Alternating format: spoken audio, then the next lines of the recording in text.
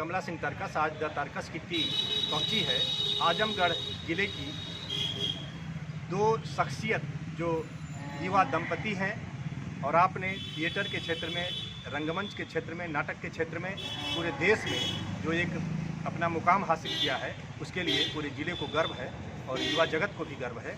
आपको संगीत नाटक अकादमी पुरस्कार मिला है, उस्ताद बिस्मिल्लाह खां पुरस्कार मिल चुका है और आप लगातार इस ज़िले के तमाम युवाओं को, बच्चों को, किशोरों को नाटक जगत से जोड़ रहे हैं और जो अपने आप में एक ख़ास बात है। और आपने ये अपनी पहचान इस तरह बनाई है कि पूरे देश के नाटक जगत के लोग आपके मित्र हैं, साथी हैं और बड़े से बड़े लोग, बड़ी से बड़ी हस्तियां आपकी एक आवाज़ पर यहाँ आ जाती हैं। और साल में अक्सर हर साल हम देखते हैं कि आप एक आरंगम नाम से बड़ा कार्यक्रम आयोजित करते हैं जिसमें बहुत सारे विविध सांस्कृतिक और रंगमंचीय कार्यक्रम आयोजित होते हैं, जिस पर पूरा ज़िला आंख लगाए रहता है कि वह कार्यक्रम कब हो रहा है, कैसे हो रहा है। और अभिषेक पंडित, ममता पंडित, ये नाम तमाम नामचीन पत्रिकाओं में स्थान पा चुके हैं। तो मैं चाहूँगा कि मैं थोड़ा सा नाटक जगत के पारिभाषिक शब्दावली और बहुत सारी चीज़ों को मैं उतनी ढंग से नहीं समझ पाता हूँ, तो चाहूँगा कि ये स्वतः अपना परिचय बताएं। और मुझे जब इन लोगों ने आकर्षित किया था, बहुत पहले मैंने इनके सम्मान में एक कविता भी लिखा था, तो मैं आज चाहूँगा कि अभिषेक पंडित जी और ममता पंडित जी सामने हैं। थोड़ा स्वास्थ्य से कुछ दिक्कत है, इस नाते मैं उनसे नहीं चाहूँगा कि वो अपने स्वास्थ्य को परेशानी में डालें और बात करें, इसलिए अभिषेक जी आज मुख्य रूप से बात करेंगे और अपने से अपने कामों के बारे में बताएं। आजमगढ़ में हम लोगों ने, मैंने, ममता ने, हमारे दोस्त डॉक्टर सीके त्यागी, हम सब ने मिलकर सूत्रधार बनाया और सूत्रधार ने तय किया कि हम लोग बिल्कुल पेशेवर माहौल है। भले हम छोटे शहर में हों, भले हमारे संसाधन छोटे हों, लेकिन हम बिल्कुल पेशेवर शहर में, दुनिया के किसी भी जो शहर में जो अच्छा काम हो रहा है उस शहर को मानक बना के हम काम करेंगे। और इसमें हमें कई 1 दशक लग गया, काफ़ी संघर्ष रहा और आप खुद साक्षी रहे उस समय के हमारे, तो काफ़ी संघर्ष रहा और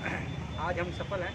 भारत सरकार और उत्तर प्रदेश सरकार की एजेंसियाँ हैं, उन्होंने हमारे काम को नोटिस दिया। हमें 2015 में नाट्य क्षेत्र निर्देशन के लिए उस्ताद बिस्मिल्लाह खां पुरस्कार केंद्रीय संगीत नाटक अकेडमी ने दिया।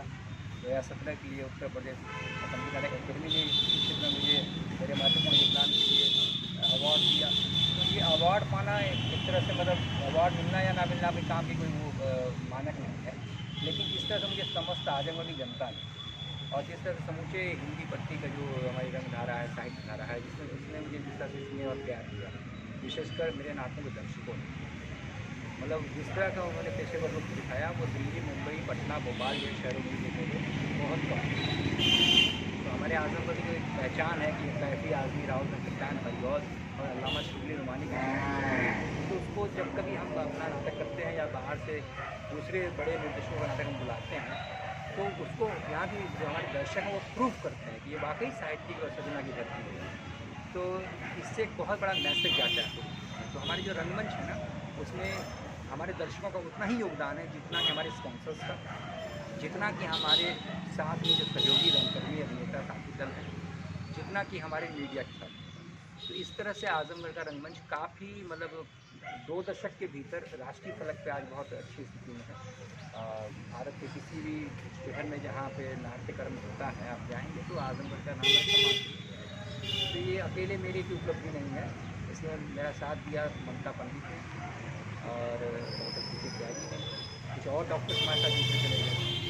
मेरे दोस्त हैं रमा हॉस्पिटल के डॉक्टर अमित सिंह, डॉक्टर खुशबू, इन लोगों ने बहुत ज़्यादा साथ दिया और इनकी वजह से आज हमारा काम बहुत। इसके अलावा जो शहर के जो IMA हैं, IMA से जुड़े तमाम डॉक्टर्स हमारे दोस्त हैं जो हमें लगातार मदद करते हैं। तो आप ये देखेंगे कि कैसे चिकित्सक समाज नाट्य कलाकारों के लिए खड़ा होता है, क्योंकि आप आदमी के शरीर की जो व्याधियाँ हैं, बीमारियाँ हैं, उसका इलाज आप कर सकते हैं दवा से, औषधि से, ऑपरेशन करके, कुछ भी करके। लेकिन आप मैं 2 मिनट थोड़ा सा, आप अभी आगे बात करते रहेंगे।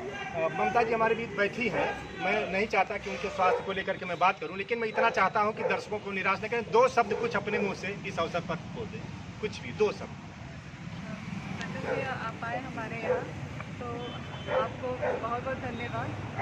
मेरी तबीयत खराब है, इस वजह से हम ज़्यादा बोल नहीं पा रहे हैं, तो इस वजह से ये पूरी टीम को मेरा बहुत बहुत धन्यवाद।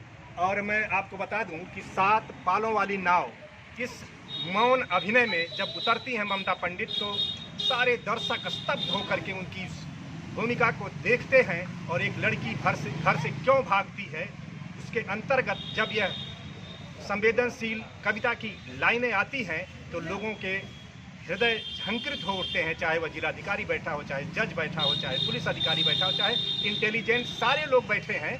उस पूरे अभिनय को मैंने कई बार देखा है और जो भूमिका होती इतनी ज़बरदस्त होती है कि उसके बारे में मेरे पास कोई शब्द नहीं आ रहे कि मैं क्या कहूँ। और आपके तमाम सारे नाटक जिनके नाम इस समय ज़बान पर नहीं चढ़ रहे हैं, मैंने देखा है और अनुभव किया है कि किस तरह से एक रंगमंच का अभिनेता कैसे लोगों के दिलों में प्रवेश कर जाता है और कैसे लोगों को और समाज की तमाम, चाहे वह जाति व्यवस्था पर विरुद्ध चोट करती हुई हो, चाहे जो सांप्रदायिकता की भावना है, जो दंगे की माहौल पूरे देश में बन जाते हैं, उनमें लोगों को जागरूक करने का काम हो। मैं चाहूँगा कि अपनी बातचीत के क्रम में आप कुछ अपने उन नाटकों का जरूर याद में दिलाएं कि जिसके जरिए आपने लोगों को जागरूक करने का व्यापक काम किया है। कमला भैया, आपकी भावनाएं जिस तरह से आप हमें लेके उद्वेलित हैं, हमें बहुत मतलब आपके प्रति बहुत मैं आभार व्यक्त कर रहा हूँ। दरअसल हम लोगों ने जैसा अपनी बात आपको बताया कि नाट्य कला जो है दुनिया की सबसे महंगी विधाओं में से एक है। फिल्म कला से अधिक महंगी विधा नाट्य कला है। एक नाटक बनाने में काफ़ी खर्च होता है पैसा। तो हम लोगों ने मतलब कोशिश की कि जो हमारे खर्चे हैं तो वो कम है, तो हमने सामुदायिक थिएटर शुरू की और हमने लोगों से सहयोग के रूप में कभी किसी से स्थान मांग लिया, कभी किसी से टेंट हाउस की कुर्सियाँ मांग ली, कभी हमने किसी से डीजल और कभी किसी से हमने जनरेटर मांग लिया, कभी किसी से चाय और पानी का खर्चा, कभी किसी भोजन का खर्चा। एक सामुदायिक थिएटर हमने खड़ा किया और एक हिंदी पट्टी में इस मॉडल को लोग बहुत प्रशंसा कर रहे हैं। हमने काफ़ी नाटक की, जिस नाटक की आप चर्चा कर रहे हैं वो आलोक धर्मा हिंदी के बहुत प्रसिद्ध कवि हैं, भागी हुई लड़कियाँ, और दीपक श्रीवास्तव युवा कथाकार हैं। उनकी कहानी 27 साल की सांवली लड़की पे ममता जी का एक सोलो परफॉर्मेंस है जिसको भारतेंदु कश्यप ने किया है और सुधार उसको प्रोड्यूस किया, सुधार जो हमारी संस्था है। तो वो काफ़ी चर्चित हुआ, देश के लगभग 14 राज्यों में उसकी करीब लगभग 28-30 प्रस्तुतियाँ हुई और मतलब अभी भी काफ़ी चर्चा के अंदर है। हम लोगों ने बहुत सारे नाटक किया, अंधायुग किया, आषाढ़ का एक दिन किया, शिवमूर्ति की कहानी कसाई बाड़ा पे हम लोगों ने किया और प्रेमचंद की कहानियों को हमने मेंशन किया, काफ़ी काम किया। लेकिन मैं अपने इंटरव्यू में आपको बताना चाहूँगा कि जब वो डॉक्टर्स जो हमारे साथ खड़े हुए तो हमने उन्हें समझाया कि देखिए आप शरीर की व्याधियों का इलाज करते हैं लेकिन मन का इलाज आपके पास नहीं है, आत्मा की शुद्धि का कोई इलाज आपके पास नहीं है। तो नाटक कला वो कला है जो आपकी आत्मा की शुद्धि करती है, इंसान को मुकम्मल एक इंसान बनाने की तरफ ये कला जो है लेके जाती है। तो इसलिए हमारे बहुत सारे पढ़े लिखे डॉक्टर मित्र जो हमारे हैं, डॉक्टर सारे पढ़े लिखे होते हैं, लेकिन संवेदनशील और सजग जो मित्र हमारे रहे वो हमारी बातों से प्रभावित हुए, उन्होंने हमें वादा किया और हमारे साथ खड़े। जिसकी देन है कि हम इस छोटे शहर में एक राष्ट्रीय अंतर्राष्ट्रीय स्तर का रंग माहौल बना के अपना काम कर रहे हैं। कोलकाता शहर में पला बढ़ा, इलाहाबाद में भी कुछ समय रहा, और चूँकि आजमगढ़ हमारे पुरखों की धरती थी तो हमें यहाँ आना पड़ गया। पिताजी हमारे ट्रांसलेटर जॉब में थे तो उनके साथ हमें काफ़ी घूमने का अवसर मिला। फिर हम यहाँ आए तो यहाँ हमें एक नाटक ग्रुप था स्वर्गीय हरिकमल जी जो हमारे बीच में थे, उनके साथ जुड़ के मैंने 2-3 साल काम किया। लेकिन यहाँ के जो शौकिया रंगकर्म वाले साथी हमारे थे वो रेगुलर नहीं थे और नाटक कला में इतना प्यार हो गया था कि मुझे रोज़ रिहर्सल करना था। तो हम लोगों ने अपना एक खुद का ग्रुप बनाया, मेरी पत्नी मेरी शादी हो गई थी ममता पंडित जी के साथ, और उसमें हमारा साथ दिया हमारे दोस्त हैं, बड़े भाई मेंटर हैं हमारे डॉक्टर सी.के. त्यागी जो कि न्यूरोलॉजिस्ट हैं। उन्होंने हमें काफ़ी सहयोग किया और 18 साल पहले हम लोगों ने सुधार नाम से एक अपना नाट्य दल बनाया और हम लोगों ने राष्ट्रीय विद्यालय के पूर्व निरीक्षक देवेंद्र जमपुरी जी हमारे ग्रुप हैं और विष्णु मोहन गुप्तेश जी, आतंकी सिंह, देश के जाने माने मनोरंजन संजय उपाध्याय जी, बहुत सारे कवि साहित्यकार और बहुत सारे कलाकारों ने हमारा साथ दिया और हम लोगों ने अपने नाटक करते करते धीरे धीरे बहुत अच्छा खासा एक दर्शक वर्ग बना लिया। तो हमारा दर्शक पटना, दिल्ली, लखनऊ, भोपाल, जबलपुर आदि शहरों की तरह ही बहुत ही ज़बरदस्त दर्शक हमारा है। वो हमसे सवाल करता है, हम पे जिम्मेदारियाँ डालता है, हमें आर्थिक सहयोग करता है। इस तरह से हमने एक थिएटर का मॉडल खड़ा किया है और आज आजमगढ़ का नाम पूरे देश में मंच की दुनिया में एक बहुत ज़रूरी नाम बन गया है। आपकी इस आजमगढ़ के आंचलिक धरती से और उठ करके राष्ट्रीय मंच तक पहुंचने में एक लंबी जो आपकी यात्रा है, उस यात्रा के बारे में कुछ हमारे दर्शकों को जानकारी दीजिए। हाँ, यात्रा के बिना तो जीवन का कोई मतलब मंजिल मिलती ही नहीं।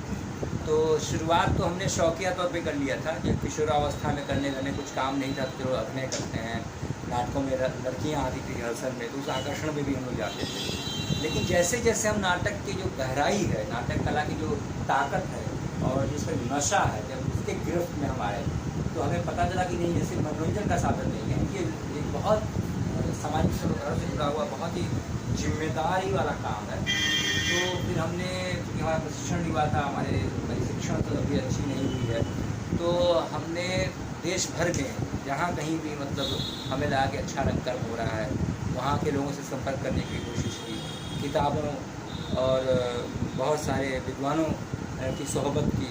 तो इस तरह से करते करते लगातार मतलब नाट्य कार्यशालाएँ, संगोष्ठियाँ, पोस्टर प्रदर्शनी और अभिनय प्रशिक्षण कार्यशालाएँ, महोत्सव करते करते और फिर फिल्मोत्सव आदि सब करके एक समृद्ध दर्शक को बनाया। और आज हम कह सकते हैं कि हमारा काम देश में बहुत गंभीरता से देखा सुना और समझा जा रहा है। आज के समय में जब एक पलायन का दौर चल रहा है, टीवी और इस तरह की संस्कृति डेवलप हो रही है, लोग अपने मोबाइल में फिल्में देख ले रहे हैं, सारी चीज़ें हो जा रही हैं, तो ऐसे में जीवंत कलाओं की दशा और दिशा पर कुछ आप प्रकाश डालें, इस बारे में बताएं। हाँ, ये बहुत बड़ा फिनोमेना है। अधिकांश लोग सोचते हैं कि हाथ में मोबाइल है और उस मोबाइल में एक गूगल है और उस मोबाइल में यूट्यूब है, उस मोबाइल में ऐप्स हैं, तो दुनिया भर के संसार भर में जितनी भी फिल्में हैं और जितने भी लिटरेचर है, जितनी भी कलाएँ हैं, जो भी ज्ञान और विज्ञान की चीज़ें हैं जो सामाजिक सरोकार है, वो सब उपलब्ध है। लेकिन मेरा मानना है कि हम जिस विधा से जुड़े हैं वो एक जीवंत कला का माध्यम है, एक जिंदा कला है जो जिंदा लोगों के द्वारा जिंदा लोगों को दिखाई सुनाई देती है। तो इस तरह से एक मनुष्य होने के नाते मुझे लगता है कि हम अभी भी पूरी तरह से मशीन नहीं हुए हैं। हम मशीन के सहारे जीवन तो जी रहे हैं, बट हमारी संवेदनाएँ मशीनी नहीं हैं। हम अभी भी हंस लेते हैं, रो लेते हैं, अभी भी हम ईर्ष्या कर लेते हैं, प्रेम कर लेते हैं, अभी भी हम शिकायती हैं, अभी भी हम दूसरों को खुश और प्रसन्न होते हैं। तो ये जो हमारे मानवीय होने के गुण हैं जो प्रकृति ने हमें दिए हैं, वो हम में अभी विद्यमान है। ये कभी भी मशीनी इसलिए नहीं कि कोई इंजेक्शन डाल दिया तो आप हंसने लगेंगे, कोई इंजेक्शन लगाया तो आप रोने लगेंगे। ये प्रकृति ने हमें दिया है। तो जो चीज़ें हमारे भीतर प्रकृति देती है, जो रस और भाव, उसी का प्रकटीकरण हम करते हैं। वो फिल्म में, सिनेमा में, यूट्यूब में, ऐप पे और फेसबुक पे, व्हाट्सएप पे संभव नहीं है। तो ये इसको आप इस रूप में लीजिए कि आप अपने पर्स में एक भगवान जी का फ़ोटो रखते हैं और उनको माथे लगाते हैं, और एक आप जाकर मंदिर में मत्था टेकते हैं। तो ये इस तरह का ही अंतर है। तो मेरा मानना है कि लाख तकनीक आ जाए, जो जीवंत कलाएँ हैं वो कभी समाप्त नहीं। जो जीवंत कलाएँ हैं कभी समाप्त नहीं होती है आपके साथ। जब तक आदमी रहेगा धरती पे तब तक कलाएँ रहेंगी।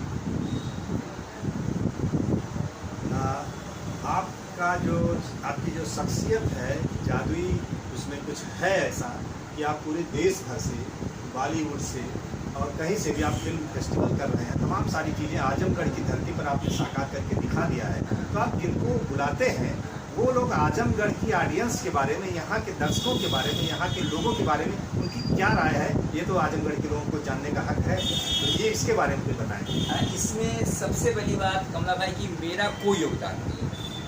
मैं जब किसी को संपर्क करता हूँ कि मैं आजमगढ़ से बोल रहा हूँ और मैं चाहता हूँ कि हमारे आयोजन में आप शामिल हों, तो वो आदमी खुद अपने को धन्य मानने लगता है, क्योंकि ये कैफी की धरती है, ये अल्लामा शिबली नुमानी की धरती है, ये आचार्य चंद्रमणि पांडे की धरती है, ये लक्ष्मीनारायण मिश्र की धरती है, ये धरती राहुल संकृत्यायन की है। तो ये जो हमारी खाती है ना, कीमती खाती, वो इतना बड़ा और व्यापक है कि जब मैं देश के किसी बड़े अधिकारी, जब देश के किसी बड़े फिल्म अभिनेता, किसी बड़े साहित्यकार, किसी बड़े कलाकार, किसी बड़े पत्रकार से अपना सिर्फ आजमगढ़ से बोल रहा हूँ बोलता हूँ, वो सहर्ष तैयार जाता है। और आप यकीन मानिए, वो मुझे यहाँ आने का जो बड़े बड़े फिल्म स्टार आपने देखे पिछले कुछ सालों में, मुझसे कोई पैसा नहीं देते। दर्शकों को याद दिला दूं कि आजमगढ़ की धरती में जिनका आपने अभी नाम लिया है, ये सब बहुत ही विश्व स्तरीय हस्तियाँ हैं और उसी दिशा में, उसी धारा में आप राष्ट्रीय स्तर पर हस्तक्षेप कर रहे हैं, बहुत अच्छा लग रहा है। लक्ष्मी नारायण मिश्र ऐतिहासिक नाटकों के मामले में आजमगढ़ की धरती से एक नाम है पूरे भारत में, पूरी दुनिया में, जिनकी आपने जिक्र किया।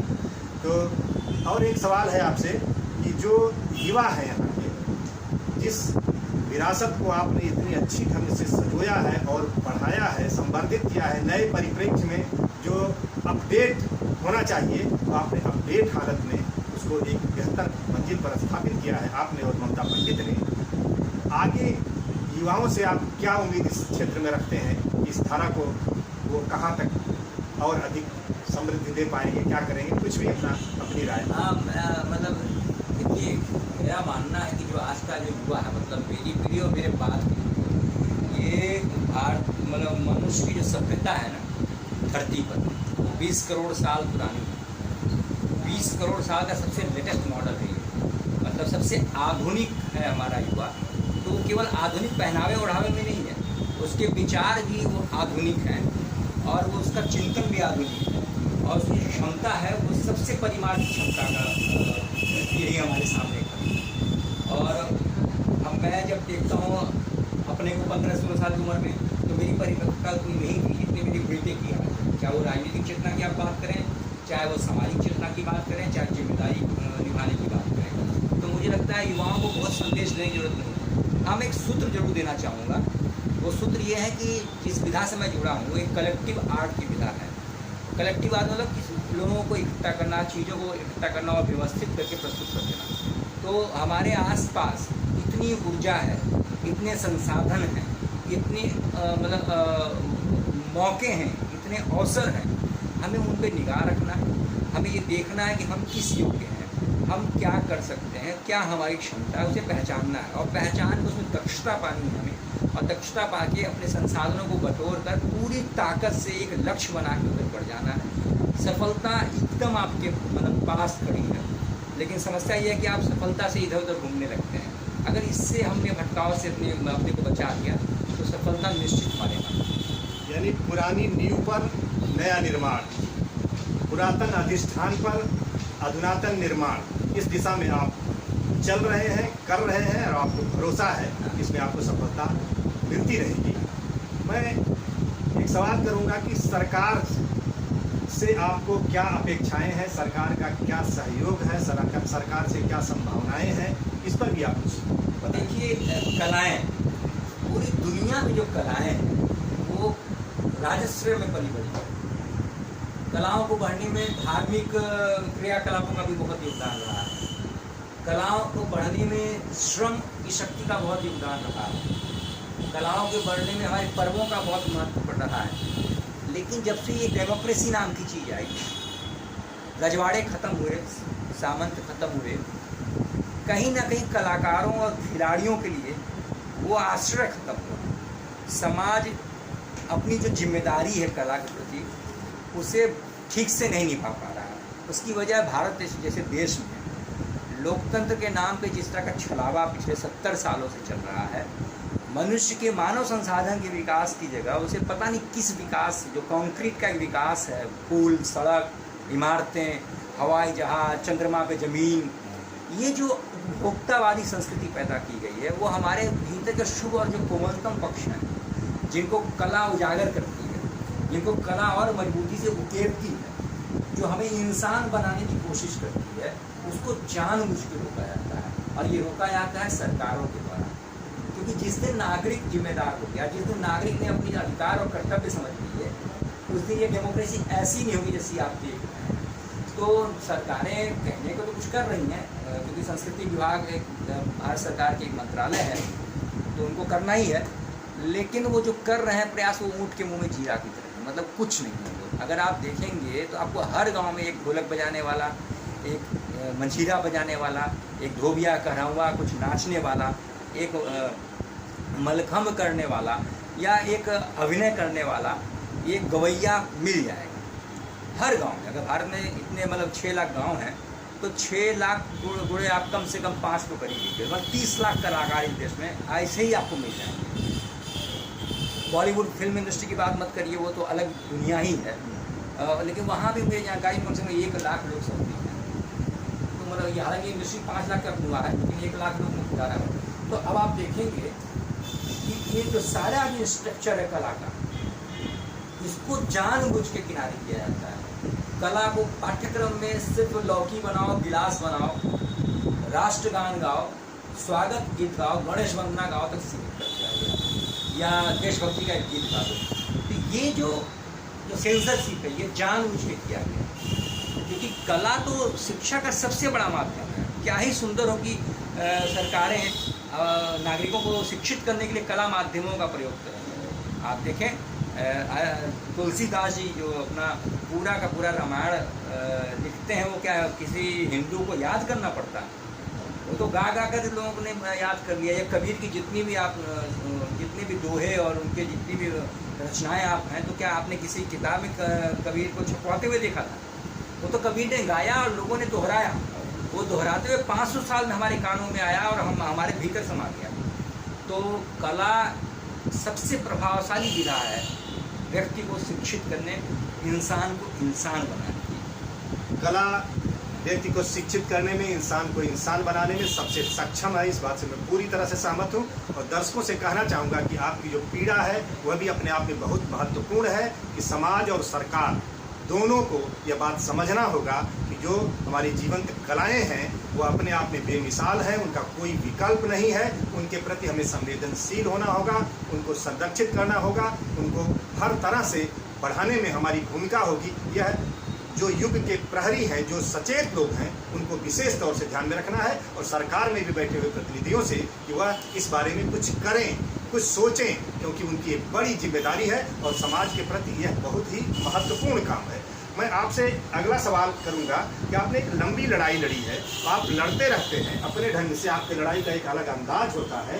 तो कला भवन की लड़ाई, जिसको आपने, मुझे याद है जब शुरू किया था, मैं भी आपको देख रहा हूँ, लगातार देख रहा हूँ, तो वो कला भवन की लड़ाई आज लोगों के ज्ञान में नहीं है, कि संज्ञान में नहीं है कि वो कहाँ पहुँची और उसका क्या हश्र हुआ। तो इसके बारे में भी थोड़ा प्रकाश डालें। ये देखिए, आपने बात में एक बहुत ऐसे संवेदनशील विषय छेड़ दिया कमला भैया, क्योंकि आपका भी योगदान रहा उस लड़ाई में। मैं जब आमरण अनशन धरना प्रदर्शन किया हूँ, तब आप भी सहयोग में खड़े हुए।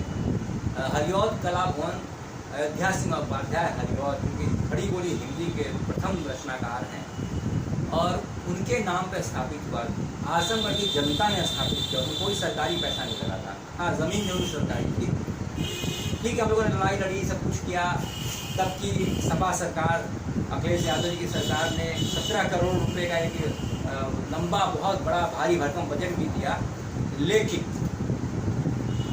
ये अफसरशाही, नौकरशाही, ये बाबूशाही और ये ठेकेदार मिलकर घनघोर लूट किए पड़े हैं। पिछले कई सालों से कई बार नोडल अफसर के प्रमुख सचिव वगैरह आए, तो उनको मैं उनसे मिला, उनको अपनी बात रखा, मैंने जिलाधिकारियों से अपनी बात रखी।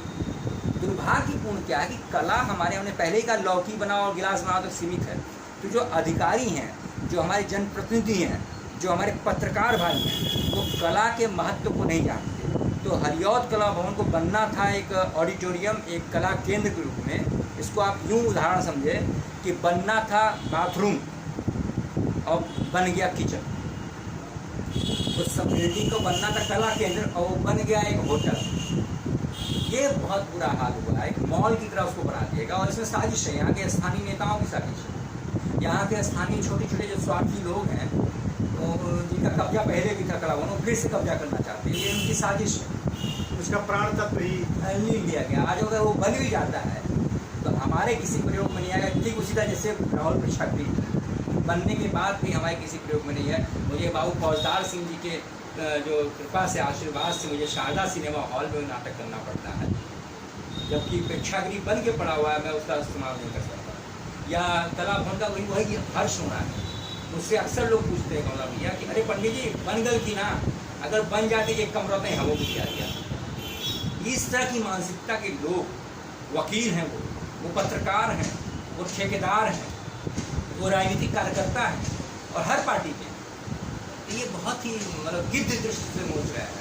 अब तो मेरा दिल टूट ही गया है, क्योंकि मेरे जनपद के नागरिक भी इस विषय पे संवेदनहीन हैं। आप एक संवेदनशील और संघर्षरत और आगे भी आने वाले विषयों पर संघर्ष करेंगे, मुझे पूरी उम्मीद है। ऐसे संवेदनशील रंगकर्मी हैं और मैं आज जो हरिओद जी की सबसे महत्वपूर्ण रचना रही है हिंदी की, और उसकी अपनी अपनी बहुत सारी विशेषताएं हैं, तो वो दुर्लभ हो गई थी, वह बाजार से गायब हो गई थी। उसका राजकमल ने अभी पुनः प्रकाशन किया है और इसके लिए कई लोगों ने अच्छा काम किया है। कामरेड हरिमंदिर पांडे ने भी इसमें बहुत अच्छा प्रयास किया है। तो मैं आज एक प्रति जो मुझे मिली है आपको भेंट कर रहा हूँ। ये प्रिय प्रवास, क्योंकि आप इसके पात्र हैं, आप इसके लिए योग्य व्यक्तित्व हैं। बहुत बहुत आभार। ये मेरे पुरखों की निशानी है, ये उनकी खाती है, मेरी खाती है ये, और मैं इसे पाके बहुत अपने को धन्य महसूस कर रहा हूँ। मैं इन दिनों हरिओद जी के एक मतलब नाटक लिखा ना हरिओद जी ने, रुक्मणी विवाह। तो उस नाटक को मैंने पढ़ा है और उसे मैं करना चाहता हूँ। हालांकि उसका शिल्प विधान और जिस तरह वो नाटक है वो बहुत खर्चीला नाटक है, लाखों रुपए के खर्च हो जाएंगे। जब कभी मैं उस योग्य हो पाया तो उस नाटक का मैं मंचन करूँगा। कुछ अपने बारे में कुछ ऐसी बातें बताएं जो लोगों को यादगार है। जैसे बचपन में आपका कोई दूसरा भी नाम था क्या? अगर कोई दूसरा नाम हो तो लोगों को बताएं। हाँ, ये एक बहुत बड़ी बात है और इसका मुझे बहुत खामियाजा भुगतना पड़ता है। मेरे नाम के ठीक पीछे पंडित लगा हुआ है, तो बहुत सारे लोग सोचते हैं मैं पहाड़ी हूँ, कश्मीरी हूँ, लेकिन मैं बताता हूँ नहीं, मैं उत्तर प्रदेश का पूर्वांचल का भोजपुरी भाषी। तो एक हमारे वरिष्ठ यहाँ थे और वो उनका नाम मैं लेना उचित नहीं समझूंगा। बहुत कम उम्र में मेरा नाम जब अभिषेक पाठक था तो उन्होंने अचानक से नाटक के प्रोसेस में और अखबारों के कटिंग्स में मेरा नाम अभिषेक पंडित करवा दिया। तो मैंने उनसे जानना चाहा कि आपने ऐसा क्यों करवाया, मेरा नाम तो अभिषेक पाठक है। तो कहा नहीं, मेरा भी नाम कुछ और था, मैंने कुछ और रख लिया। तो कलाकारों साहित्यकारों में ऐसा होता है। तो मैं भी अब वो बच्चा था, मैंने कहा कोई बात नहीं। मुझे 6-7 साल बाद पता चला कि मेरे ही अभिषेक पंडित नाम के कोई कवि भी आजमगढ़ में है जो धर्मयुग सारिका में छपते रहे थे। तो उन्होंने मुझसे कहा भैया अपना नाम बदल दो। हमने कहा क्यों बदलने का, मेरा नाम भी अभिषेक पंडित है। तो मैंने कहा एक नाम के 2 व्यक्ति हो सकते हैं। तो उन्होंने कहा कि नहीं, जब आप नाटक वाटक करते हैं ना तो हमारा मजाक उड़ता है, और जिसने आपका नाम ये बदला था उसने जानबूझ के बदला था कि मैं कवि हूँ और लोग कहेंगे मेरा नौटंकी करेगा। तो बोला कि मैं एकदम तो मतलब आप देखिए कि एक मार्क्सवादी आदमी ने मेरा नाम बदला और एक बहुत ही बड़े कवि को इस बात पे आपत्ति है कि उसी नाम का खाली नाटक नौटंकी करता है। तो सामंती जो विचार है ना, ऐसा नहीं कि वो साहित्यकारों कलाकारों में नहीं है। तो उस बात से मुझे बहुत पीड़ा हुई कि मेरा अपना नाम नहीं था और मैं आज अभिषेक पंडित के नाम से, वो कवि महोदय भी उस नाम से होंगे लेकिन मुझे नहीं मालूम उन्हें कौन जानता। लेकिन जब आप बता रहे हैं तो वो जानने वाले जान जाएंगे, समझ जाएंगे। हाँ ठीक है, वो हमारे बुजुर्ग होती है। तो बचपन का आपका कोई नाम दूसरा भी था? घर का नाम दब्बू टोबरा था। ममता जी का भी कोई दूसरा नाम था बचपन का? नहीं, ममता एक ही नाम। तो चलिए, बड़ी अच्छी बात हुई है। हाँ। चलते चलते मैं चाहूँगा कि आपके अंदर बहुत सारे हुनर हैं और एक बार में तो सारी चीज़ों का प्रेजेंटेशन हो पाना आसान नहीं है। आप जब गाते हैं तो गाते भी हैं बड़ा मज़ेदार। तो कुछ ऐसा सुना दीजिए हमारे दर्शकों को कि आपकी आवाज़, और ममता जी के सामने बैठे वो भी सुन रहे एक बार, फिर उनका भी मन फ्रेश हो जाए। हाँ बिल्कुल, हम लोग कलाकार हैं और हम लोग की सोचने और समझने की जो बुद्धि जो थोड़ी अलग होती है। ऋषिकेश सुलभ मेरे बहुत प्रिय लेखक हैं और भिखारी ठाकुर जो भोजपुरी के शेक्सपियर कहे जाते हैं, विदेशिया और बेटी बेचवा जैसे उनके नाटक जो कि आज के 100-150 साल पहले मतलब राहुल संकटैन जैसा शख्सियत भी उनको मानता है कि वो भोजपुरी के सर्वश्रेष्ठ साहित्यकार हैं, नाटककार हैं। तो उन्हीं के जीवनी पे एक सुलभ जी ने एक नाटक लिखा है बटोही, तो जिसका मैंने मंचन किया। उसका एक गीत है जिसकी धुन ममता पंडित ने बनाई है। अच्छा, इस धुन को थोड़ा सा मॉडर्न किया है हमारे छोटे भाई हैं शशिकांत कुमार बेगूसराय के। ऋषिकेश सुलभ के बोल हैं और मैं इसको गा रहा हूँ। मन तकली जसना चे दुख का धागा काटे, अकुलाए मनवा पागल, अकुलाए मनवा पागल, अजब समय की घाते, मन तकली जस नाचे। दुख का धागा काटे, रामा हो रामा, रामा हो रामा, मनता कलीजस कापे हो रामा, मनता कलीजस नाचे, दुख का धागा काते हो रामा, मनता कलीजस नाचे, अकुलाए मनवा पागल पागल पागल, अकुलाए मनवा पागल, अजब समय की घाते हो रामा, मनता कलीजस नाचे हो रामा, दुख का धागा काते हो रामा, मनता कलीजस नाचे। बहुत अच्छा आपने रोचक बना दिया, बहुत आनंद आ गया।